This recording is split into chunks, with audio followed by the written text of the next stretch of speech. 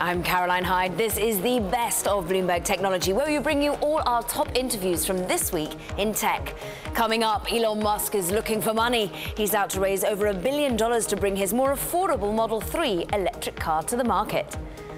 Plus, Intel hits the ignition switch on its dream for the driverless car with a $15 billion acquisition. Details on how the deal to buy Mobileye went down. And another twist in the massive 2014 Yahoo hack. US officials blame Russian intelligence. First, to our lead. Elon Musk needs to raise at least $1.15 billion more to bring his more affordable Model 3 to market. His believers, along with investors who buy into the vision of Tesla, could hardly be happier. The Tesla shares rose off the news. CEO Elon Musk is personally participating by purchasing $25 million worth of common stock. The Tesla Model 3 is set to begin production in July, and it will start at about $35,000. Now, we caught up with the bullish analyst James Albertine of Consumer Edge Research and Bloomberg's David Welch for more. Analysts are skeptical. Yesterday after this, we were still hearing that some think he's going to have to go back and get more money. One possible explanation is that it'll be a soft launch of the Model 3. In other words, later in the year, we won't see a lot of production of the car, so they won't be ramping up quite so rapidly, and they'll really be building production much more quickly next year, and that's when they would need to come back for more money, maybe early in 2018. Let's get the analyst perspective. Jamie from Consumer Edge Research. Are you convinced that really $1.15 billion is enough? Because they are burning like mad. We just saw almost $1 billion in the fourth quarter alone. Yeah, and by the way, thanks for having me. I don't think it's enough. I'm surprised it wasn't a bigger transaction. I mean, you sort of strike when the iron's hot, and there's a lot of very positive sentiment among the sort of investment community looking ahead to the Model 3 launch. You know, the other guest here mentioned what his comment was very accurate. We are going to see a continued spend as the Model 3 progresses from sort of an initial soft launch well into 2018 as they try and sort of work their way over the longer term to 500,000 units a year overall. So, you know, just surprised though that they didn't take this opportunity to raise more capital and, you know, put that risk off into the future to have to go back to the market for another secondary offering. And so, David, there might be potentially a slightly larger than 1.15 billion tapped a little bit in the market, but what else do we think in terms of actually the money that Elon Musk himself is putting behind this deal? Because he's the #1 stockholder in Tesla and he's committing a little bit more. Sure, he's buying another $25 million worth of stock, which next to his total holding isn't a lot, but that's what Elon does. He borrows money, he secures it against his own shares in the company. He doesn't take a salary, so the money he borrows from his underwriters is essentially what he is kind of living on. And you know, he continues to buy more shares, and he's got a lot of skin in the game, and investors like that. And I think that's something that they've always admired about him. He'll probably need to come back and get more money, though. I think that's sort of the consensus here, and I think investors are prepared for it. And you know, maybe it is just a matter of waiting until the Model 3 cash needs really start to stretch out, and then they have to go back to the market again. Nevertheless, Jamie, looking at your price target, it's pretty bullish. You think the price could rise yet further. Well, does this mean that there has to be a really smooth process of the Model 3 coming onto market? Or, I mean, have you factored in any other risk factors here? Look, I think it has to be reasonably smooth. I mean, I don't know that, you know, if it slips from the third quarter into the fourth quarter that it's sort of game over. But I think, you know, they've talked about now the back half of the year, not late 2017. So the implication is that there's going to be some production in the third quarter.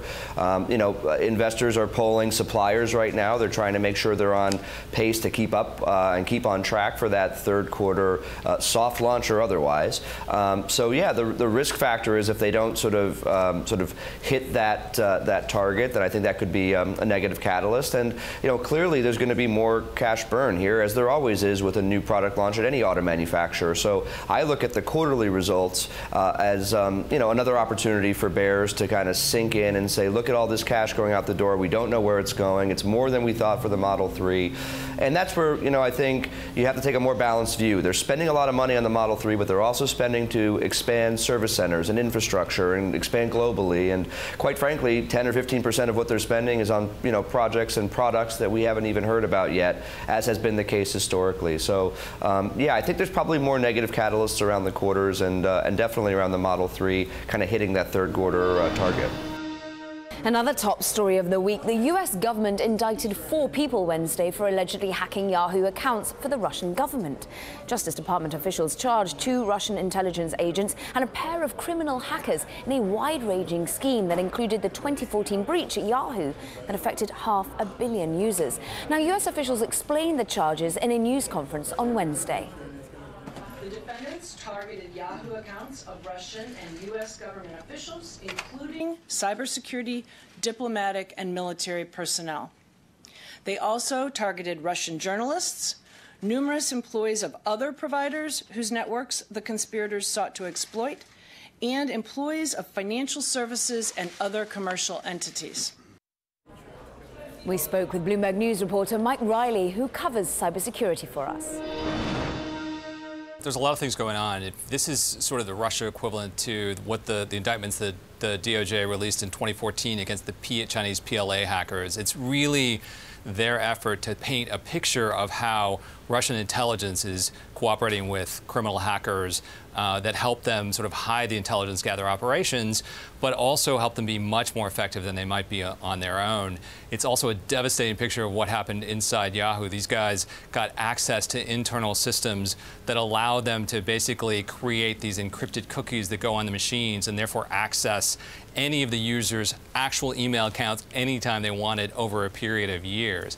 Basically what the picture is they've indicted 2 FSB agents, so these are basically Russian spies, and 2 criminal hackers who they say were basically handled by the spies, given tasks, given missions, told to go and get information on particular people both inside Russia and outside Russia, and when they came back with information, they got paid for it. I think what's fascinating here, Mike, is that of course, this is something that was spearheaded a while ago, probably by Obama when he was president. But now this has been followed through and completed by Donald Trump as president, someone who had been offering olive branches to Russia. Do we think that was a help or a hindrance here?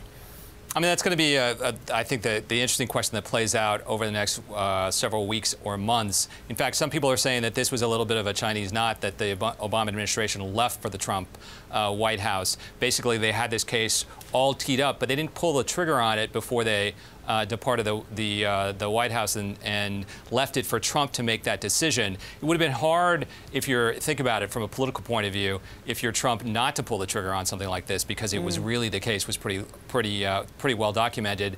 But if you do, then there's a possibility that it upsets this sort of reset with Russia that you're trying to do. There's no doubt Putin is not going to hand over 2 of his spies to the U.S. government, and I doubt that people in the Kremlin are particularly happy that this is going on.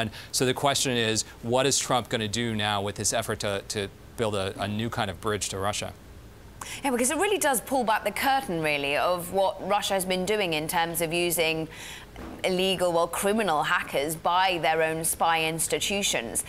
Does it delve any more into perhaps some of the hacking that was laid at Russia's feet in the run-up to the election?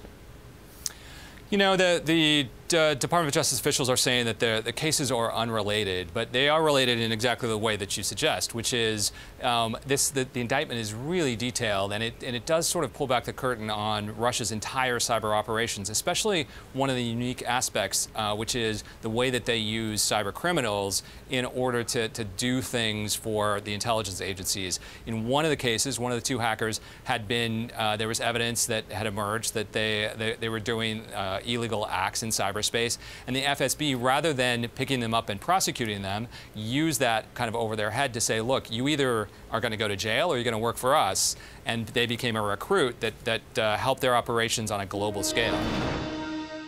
Now, this week, GoPro spiked after the company announced a second round of job cuts. Now, remember, GoPro already slashed its workforce by more than 200, or equivalent to 15% back in November. Now it's cutting another 270 positions. The move is meant to reduce costs. That's as Wall Street expresses skepticism that the action camera maker can return to growth. GoPro also said its forecast for first quarter revenue will land on the upper end of its guidance, between $190 and $210 million, and that it will make a profit this year, excluding certain items. Now, still to come, Intel's $15 billion car tech deal could be a boost for the Israeli tech scene. We'll explain why next. Plus, we'll speak with Massachusetts Attorney General Maura Healey on President Trump's continued push for a travel ban. This is Bloomberg.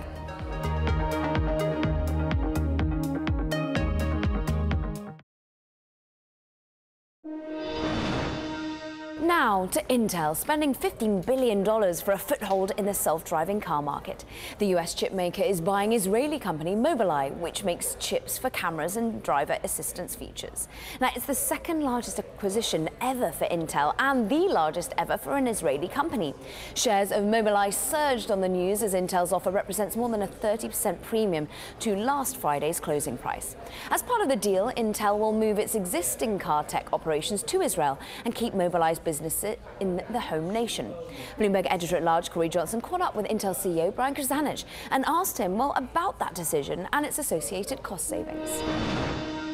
We built about $175 million of synergies into this deal, which, as you said, is right. We're going to go and move our autonomous driving resources to Israel, where Mobileye is centered.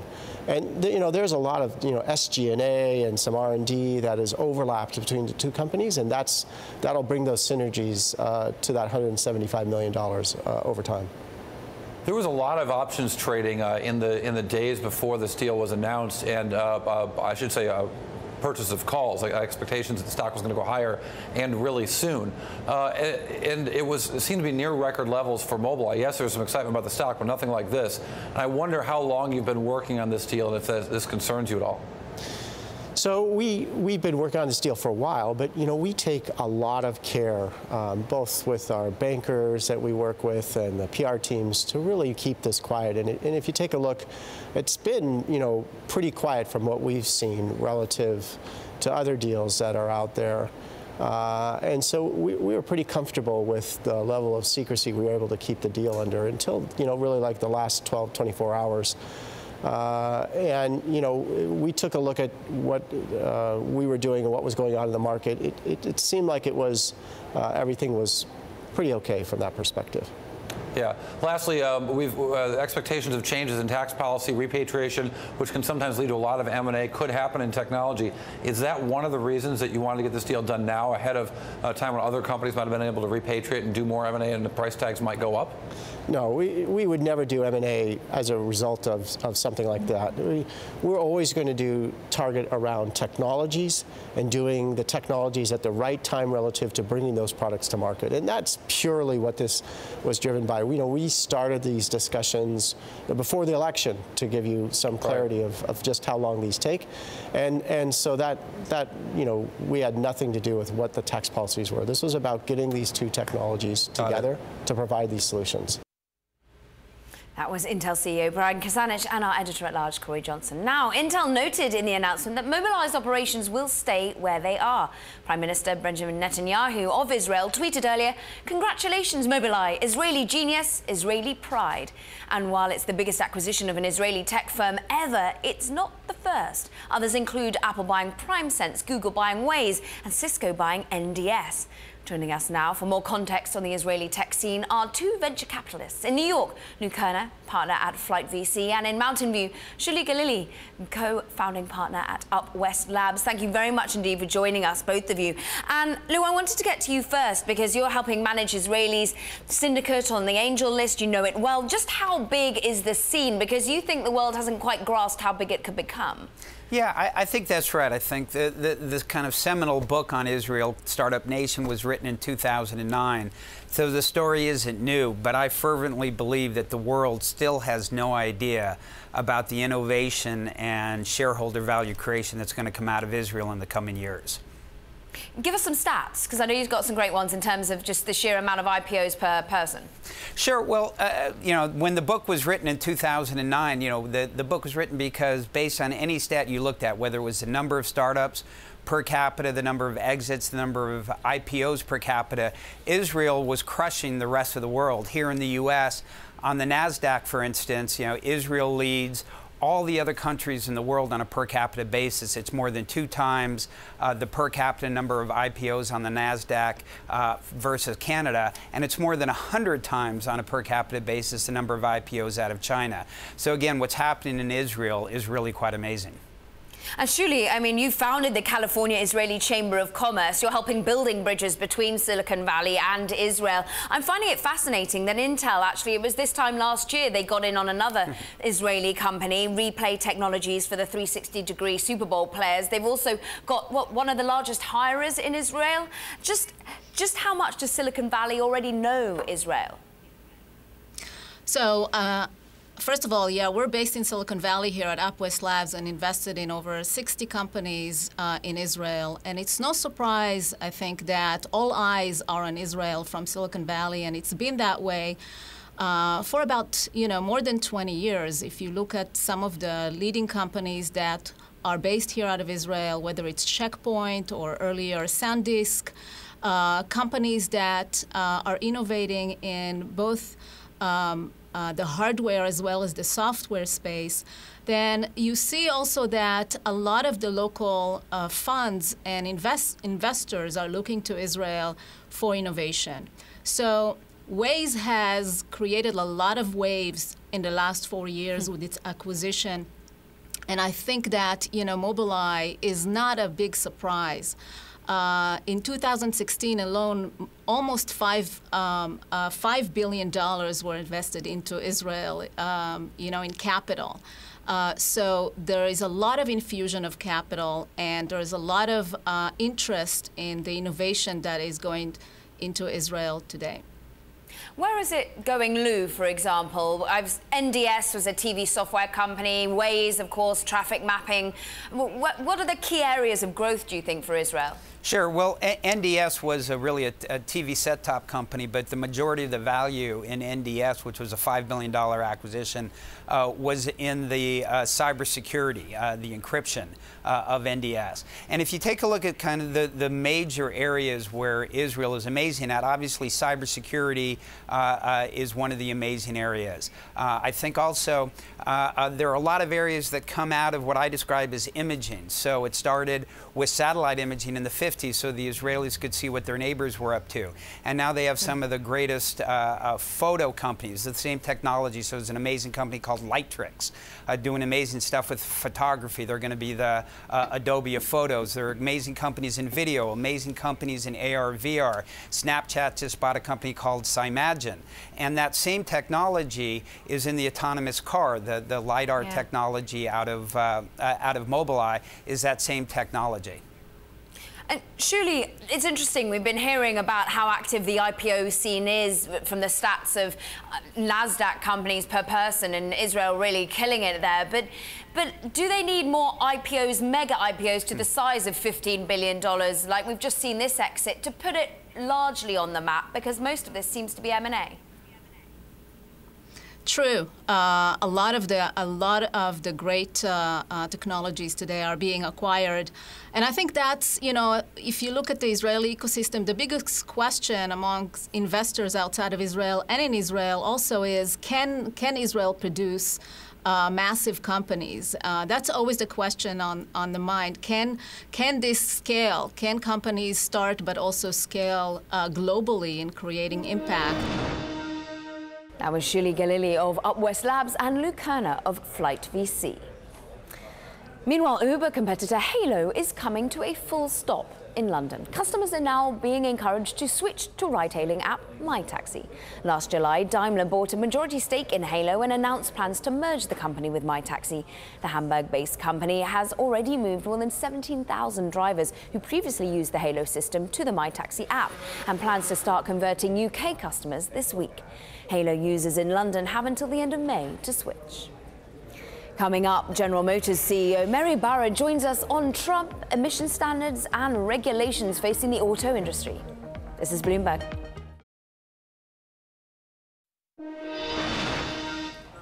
This this week, Bill Maris has had another change of heart. After pulling the plug on a $230 million healthcare-orientated fund in December, the prominent venture capitalist and former CEO of Alphabet's venture investing arm will now proceed with a smaller fund of $100 million named Section 32.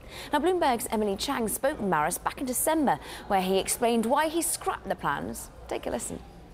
I did this crazy thing called changing my mind. It was it's wild, I know, but I did it. I left hundreds of millions of dollars behind, but I did it because I feel like there are a lot of venture funds right now in the Valley. Every couple days I see new announcements of new funds, and I felt like after 10 years in the business or close to it, there might be other ways to have a bigger impact. Maris's new fund will have the same focus on biotech and healthcare startups and is expected to close later this month or early April. Now, President Trump was in Michigan Wednesday. He announced the White House will re-examine fuel economy standards set by Obama administration and signaled he was willing to cut automakers a break on the standards if they hire more workers in return. Now, Bloomberg's David Weston caught up with GM Chair and CEO Mary Barra in Ypsilanti, Michigan, near Ann Arbor, and asked, well, what she thought about the review. What it really would happen is we'd be not able to give customers the choice that we give them today. I mean, they choose if they're going to buy an SUV or a small car or an electric vehicle. And we're full range, and we are continuing to invest in the Chevrolet Bolt EV, 238 miles. We've talked about that vehicle in the past. We're very proud of it, and it's doing well. The Chevrolet Volt in its second generation is doing well. So we're making the investments to have the right products, but at the end, it's consumer choice. And that's why I think it's so important. You and I have talked about it in the past, that there's more change happening right now in the industry than's happened in the last 50 years. When you look at this, legislation was done 5 years ago, before there was sharing, before we even were talking about autonomous the way we talk about it now. So to take a pause, be data-driven, and look at what are the right standards, how can we improve the environment, do it in the most effective way, I think makes all the sense. And it's what we all agreed to back in 2012. That was GM Chair and CEO Mary Barra. Meantime, Uber drivers across the globe are fighting for benefits like overtime and paid time off. And the question keeps arising, do the drivers actually work for the ride-hailing app? That's being debated in courts from LA to London. Bloomberg's Caitlin Meehan reports. Are Uber drivers contractors or full-time employees? That's the battle Uber's facing in courts all around the world as it aims to keep its drivers classified as contractors. Why? Let's break down the two sides. Uber claims it's not an employer. It's just a platform that connects drivers to customers. In a blog post last year, Uber CEO Travis Kalanick said Uber drivers value their independence as contractors. As such, Uber's not responsible for paying drivers minimum wage, providing insurance, or holiday pay. But critics say many drivers work more than 40 hours a week, and therefore should be entitled to these benefits. Authorities across the globe have taken different stances on the matter. In Europe on Wednesday, a Paris tribunal dismissed a request for Uber to make Social Security payments to drivers. This after the UK ruled drivers should get minimum wage and holiday pay. In the U.S., Uber and its rival Lyft are arguing in courts from Seattle to L.A. that drivers are contractors, preventing drivers from unionizing and collecting benefits like overtime pay. In a statement, Lyft told Bloomberg News that its drivers are independent contractors, and federal law unequivocally prohibits independent contractors from collective bargaining. Under current Seattle law, Uber and Lyft would have to provide driver names to the union beginning April 3rd. Still ahead, President Trump's Take-Two travel ban was blocked once again by the courts this week. We'll speak with Massachusetts Attorney General Maura Healey ahead. And a reminder that all episodes of Bloomberg Technology are now live streaming on Twitter. Check us out. It's at Bloomberg Tech TV, weekdays at 5 p.m. in New York, 2 p.m. in San Francisco. This is Bloomberg.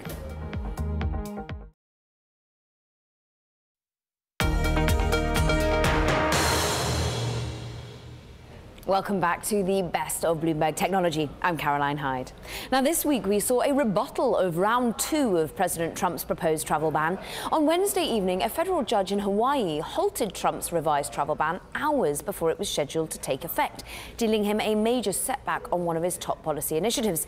A Maryland judge followed suit hours later. Now, we caught up with Massachusetts Attorney General Maura Healey on Wednesday ahead of those rulings for an exclusive interview from Boston. It is what it has always been, which is a Muslim ban. And more than being unconstitutional and discriminatory, what this also is something that is causing a tremendous amount of uncertainty and creating real harm for our businesses, for our research institutions, for our colleges and universities, and for major tech companies across this land.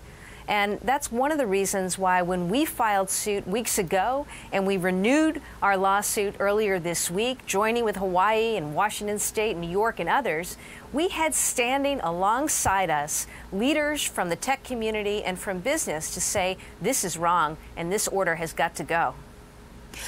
You mentioned, of course, that you say it's still discriminatory, but a lot of that thesis is based on past statements from the election campaign made by Donald Trump.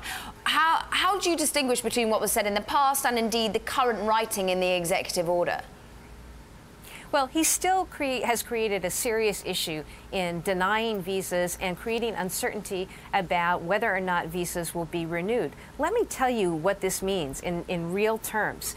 We have tech companies here in Massachusetts who are employing employees that have visas. They don't know whether their visas are going to be renewed. We have students at major research institutions like MIT and the Broad Institute who don't know whether they're going to be able to stay on and continue their research, continue their fellowships. We have serious issues not only about, with this order, not only about who's going to be allowed into this country. This order creates problems for those who are already in this country, working, creating to a vibrant tech community and industry in particular. Those interests are at risk. It's why I've spoken with so many business leaders and leaders in tech and leaders in research who said this order is bad for us. It needs to go. I mean, it's fascinating. Of course, Boston is such a thriving tech hub, biotech hub as well. You talk of course, Harvard, MIT. You've got such an area of growth in terms of the tech needed there and the talent needed there. What are the businesses that you're speaking to saying they're going to have to do if it does indeed still stand? Do you know what the alternatives will be?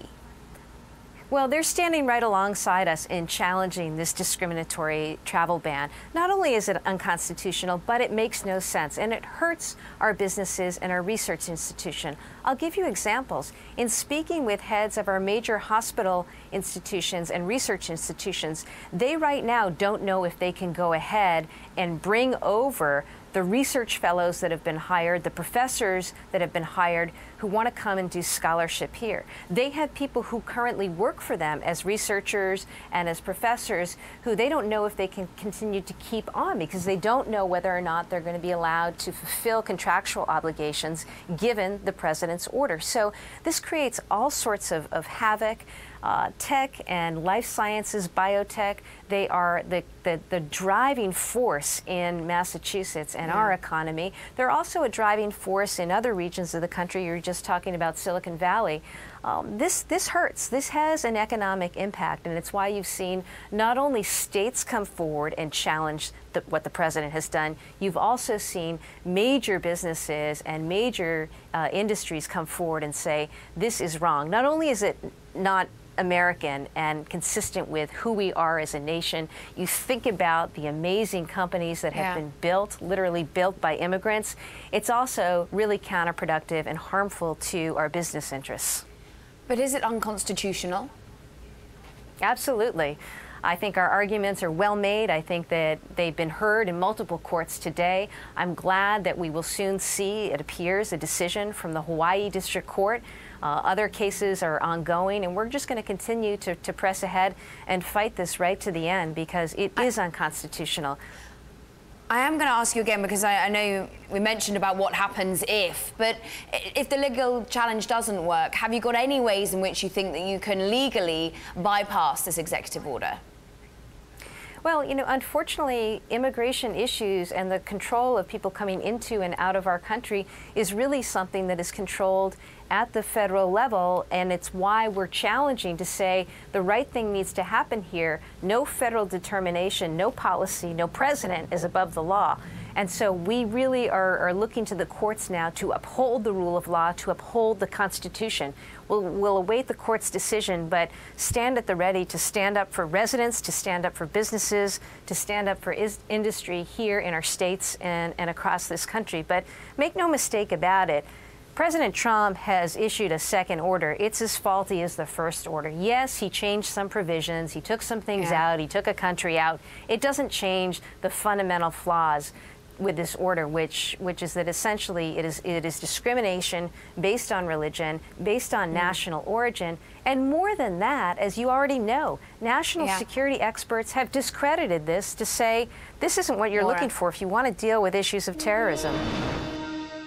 That was Massachusetts Attorney General Maura Healey. Meantime, President Trump has tweeted out that he may have been wiretapped prior to the election. In addition, the House Intelligence Committee has asked the Justice Department for any wiretapping evidence by this coming Monday. Bloomberg's David Gura spoke with former CIA Director Michael Hayden and asked, well, how confident he is that any evidence will actually come to light. I'm confident we'll know by Monday of next week that there isn't any evidence. My instincts are really, really powerful on this, David. I know how this works. I know how you get a FISA. I know how the U.S. government gets the authority to listen in on the phone calls of a U.S. person. And none of those things are suggested by what the president tweeted out about 10 days ago. It just doesn't happen that way. The president hasn't had the authority to order such a thing for about 40 years. You got to go to a court, and there's no evidence that that's happened because the guys who would have gone to the court, Jim Comey and Jim Clapper, have said, directly and indirectly, they didn't do that. If it didn't happen, if there's no evidence that that happened, what should the consequences be as you see it for the president, yes, but also what's the consequence of making that allegation on the intelligence community? Yeah, so we've already suffered a lot of damage because the intelligence community already knows that it's not true because this is what they do for a living. And so it's just one more kind of log on that fire that seems to have been building, a confrontation between the new administration and the intelligence community. And David, there's probably sin on both sides here. So I would just suggest, as a member of the old community, but also as a concerned citizen, everyone take a deep breath and back away from this because the president needs the intelligence community, and the intelligence community knows their only purpose in life is to help him succeed. So there's this cache of information that WikiLeaks says is hacking data, hacking information from the CIA. What recourse does this administration have against WikiLeaks? They're increasingly in a problematic position. They really are, and I think WikiLeaks has proven themselves to be an enemy of the United States of America, and by that my definition is they are doing things whose only purpose can be to harm America, America's friends, and the way America keeps itself and its friends safe. If there were good answers, David, in order to shut this thing down, we would have exercised those answers already. I think we just keep plugging away. You know, one thought I had, and I really can't claim that I've explored it, have we exacted any consequences on Ecuador for giving Julian Assange sanctuary in the Ecuadorian embassy in London? You know, we are not required to make life as comfortable as possible for the Ecuadorian government. Just a last question here. We're expecting an executive order on cybersecurity from the White House. That was expected but delayed a little while back. If you were to talk to the White House, what would you say would be priority one when it comes to cybersecurity? Yeah, David, I've actually seen some drafts of that order, and I actually think it's quite good. It puts tasking out into the federal bureaucracy with fairly short timelines to come back and tell me how you're going to do these things. If you're looking for kind of the philosopher's stone, the secret sauce, I think the key to this is that our success or failure in cybersecurity is going to be more dependent on the success of American private industry and the private sector than anything that the U.S. government is able to do on itself. So I would counsel the president Think of things that unleash, liberate, get out of the way of the private sector doing things only the private sector can do when it comes to cybersecurity. That was Bloomberg's David Gura speaking with a former CIA director, Michael Hayden. Coming up, our exclusive conversation with Khosla Ventures founder Vinod Khosla, along with Bipul Sinha, CEO and co-founder of Rubrik. And if you like Bloomberg News, check us out on the radio, why don't you? You can now listen on the Bloomberg Radio app, Bloomberg.com, and in the US on Sirius XM. This is Bloomberg.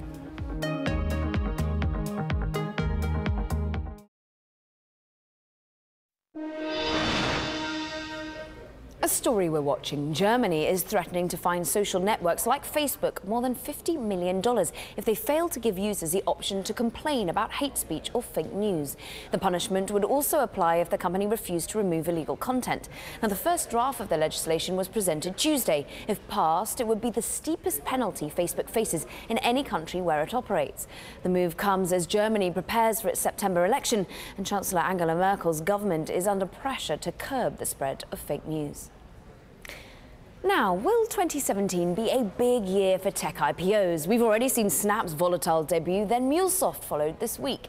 And we're still waiting on a few other companies to go public in the months ahead. We spoke exclusively with Vinod Khosla, founder of Khosla Ventures, and Bipul Sinha, partner at Lightspeed Ventures and Rubrik CEO. And I asked if now is the time to go public. Now, Lightspeed Ventures was the first institution to financially back Snap, and Khosla Ventures is investor in Okta. Take a listen. What we are seeing is that high-quality companies with a real business model and sustainability or path to profitability and long-term sustainability are the companies that are going public. Not every company is going public. So it feels like the bar still is high, but we have a number of companies with that high-quality revenues, earnings, differentiated product that are getting into the marketplace. And so when you have your viewpoint on as chief executive as Rubrik, looking at all these enterprise companies that have followed on from Snap, which was a consumer-based company, now it's the time of enterprise. Is it time for Rubrik to start looking at the public markets? What really drives the sentiment there? We are probably 2 years away from the public market, but we are building a company to become a public company and long-term sustainable business. I think fundamentals of enterprise business and selling into larger part or larger end of the market and deriving six-figure, seven-figure, eight-figure deals is what drives the enterprise business. So we are at Rubrik focused on like Fortune 500, Global 2000 companies where they have real needs around cloud, around data orchestration, data management, data security, and where Rubrik plays. But when you're looking at your portfolio companies, I mean, we see some really big juggernauts that already have a proven business model, already are bringing in revenues, already international. You just have to think of Uber and Airbnb, Dropbox. What needs to happen? Do these companies need to come to the market? Do you think it's up to the investor base, the VCs, to say the time is now, or do you quite like companies remaining private? The choice of whether a company stays private or goes public is entirely in entrepreneurs. Okay. There's a lot more flexibility as a private company to do some things. When you get to the public markets, you need to be predictable. You need to set out long-term goals. Entrepreneurial companies like Rubrik change strategy continuously, iterate, adjust. They're a very young company. It's only 3 years old. And so you want that flexibility to change. And with private investors, it's much easier to do. When you get to a highly predictable stage, then the entrepreneur can choose to go public or not.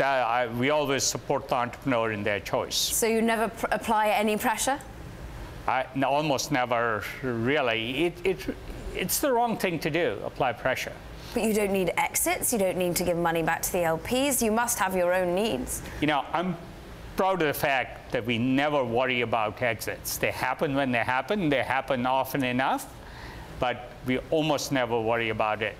In fact, I have a rule: if somebody talks about exits when we are investing, we won't invest in a company that talks about exits. Fascinating. It's the wrong approach to building really durable, large companies, thinking about exits. I'd much rather have somebody like Bipul or Nutanix trying to build really large companies over the long haul And whether you get liquidity in a year or in 4 years, it almost doesn't matter if you're building real value.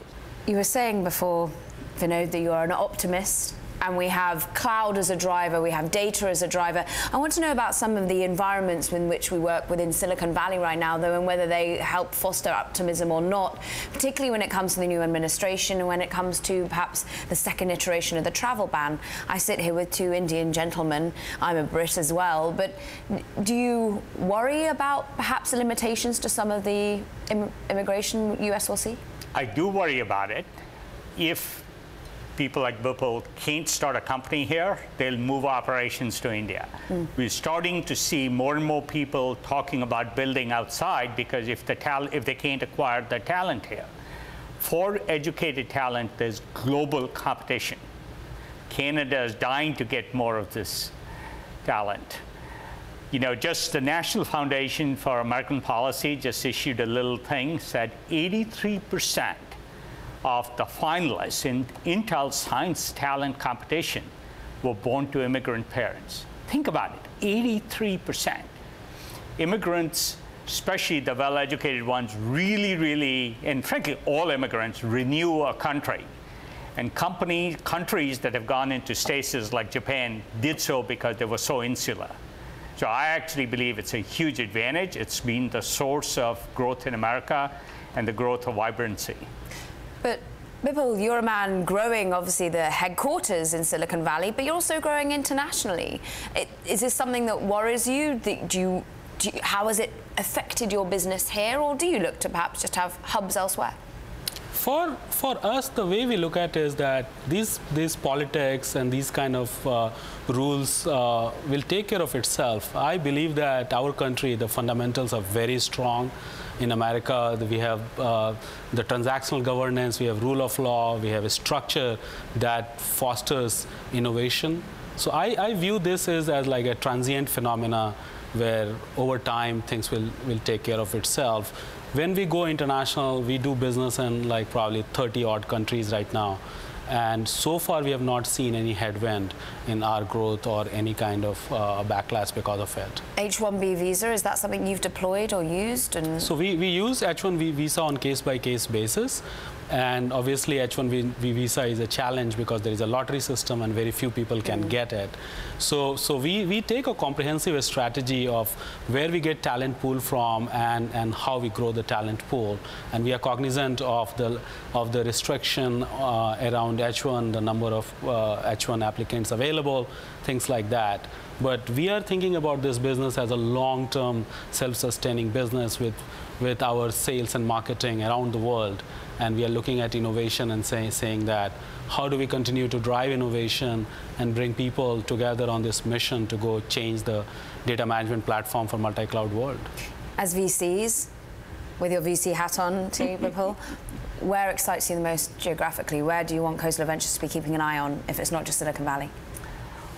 Well, outside of Silicon Valley, there's plenty of exciting things going on in like Europe, Israel, India. China, of course, is a whole different beast. We tend not to do a lot in China, but there's interesting technological things happening there. Why don't you with China? Just we have a geographic focus, and so we feel we don't understand how to do business in China. That was Vinod Khosla, founder of Khosla Ventures, and Bipul Sinha, CEO and co-founder of Rubrik.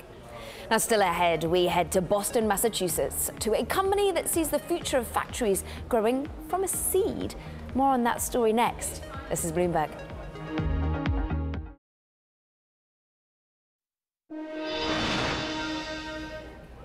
Ginkgo Bioworks is at the forefront of bringing biology to technology. Based in Boston, the startup is building tools for a future where factories are powered by biology, not traditional manufacturing. Now, the company is currently helping clients design flavors and fragrances by modifying the DNA of microbes like yeast. Bloomberg Technology's Ellen Hewitt took a trip to Ginkgo Bioworks labs and got a behind-the-scenes look at the company.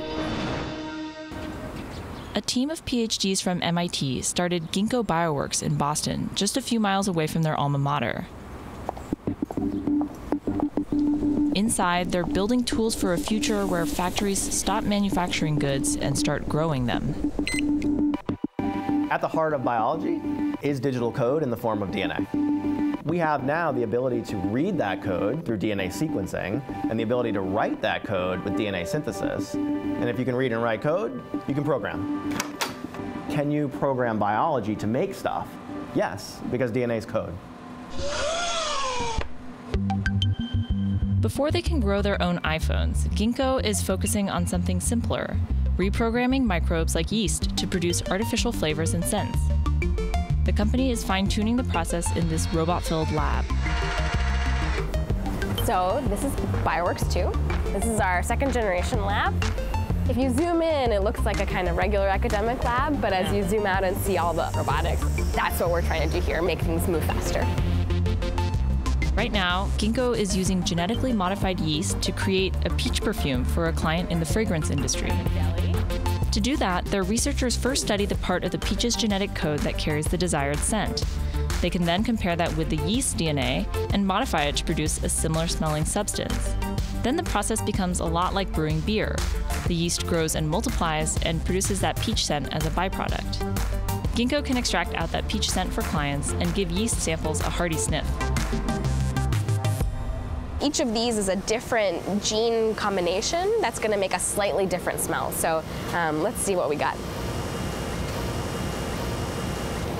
Well, it smells a little vinegary, which I think is the yeast. Yeah. Yeah, kind of fruity smell. Samples that pass the smell test are destined to be inside perfume bottles and the like. But once you really start thinking about it, you can see this technology applying to some pretty unexpected places. What if this was a microbe that could live directly on your skin?